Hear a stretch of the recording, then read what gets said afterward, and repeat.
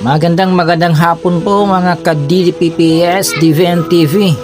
Tara, kilalanin at libutin natin ang tahanan ni Sir Sahid Hasim. Ang tahanan na tinutukoy ko ay ang kanyang malahotel na classroom. Tara, sisilipin natin ng maigi mga ka-DPPS DVN TV. Ayon kay Sir Sahid, ang pagtuturo ay isang kasangkapan para sa pagbabago. Ang pagtuturo ay isang kasangkapan para sa pagbabago ng lipunan. Ang mga guro ay mga tagapagbabago na nagtuturo sa mga estudyante na maging mga leader at mga mamamayan na may mga kasanayan at kaalaman.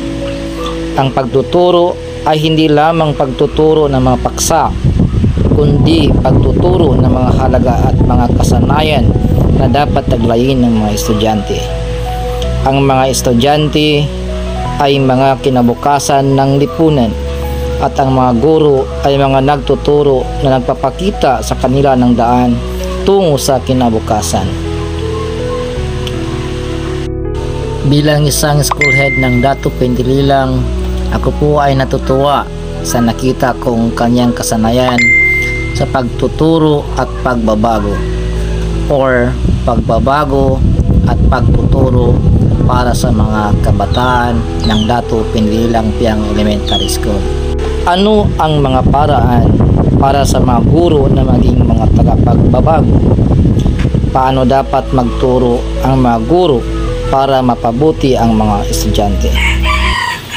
Bilang